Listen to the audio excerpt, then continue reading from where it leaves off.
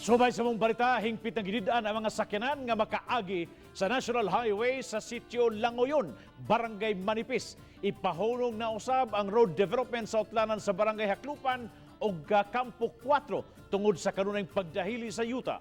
Ang report ni Femari Dumabok.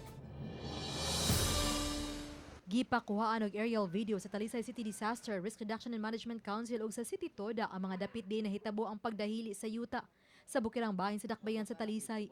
Una, kining nagpadayon nga road development sa may boundary sa Barangay Haklupan ug Campo 4. Mahitabo ang pagdahili sa yuta matag karon og unya.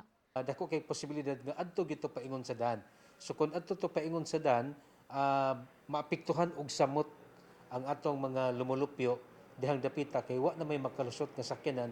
Dayon kining sa Sitio Corbada sa Barangay Campo 4, diin ang pipila sa mga retaining wall nga gipatrabaho sa DPWH 7 nangaguba tungod sa landslide.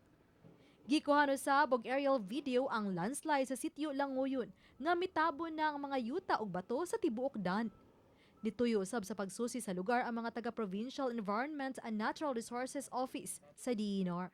We're trying to assess the area sa katong asa jud nagsugod ang landslide if still naapabay mga materials nga modahili.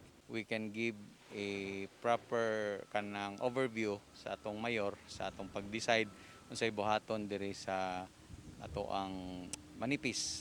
Gilantawan nga mulanat pa og kapin sa usa ka semana ang gipaygayong clearing operation dinhi sa Sitio Langoyon, Barangay Manipis tungod sa grabing landslide nga nahitabo. Apan rekomendasyon sa Penro atol sa pagsusi nining dapita nga hingpit na kining di paagian o ikundina ug mas maayong magtukod og alternatibong daan sama sa usa ka tulay.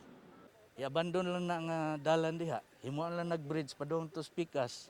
Kay kana siya nga area sige ginag-landslide. Sa pangutanon pa nimo ng taga Camp 6, Manipis, yearly, anak gina siya ang lugar na observation. Lakip sa rekomendasyon sa DENR nga ipahunong una ang road development sa daan nga maoy magsumpay ngadto sa Barangay Pamutan sa Dakbayan sa Sugbo. Mas maayo nga bitingon una sila ato pa temporarily stop nga. I-recommend natin for ng maghimo sila og mitigation related ana.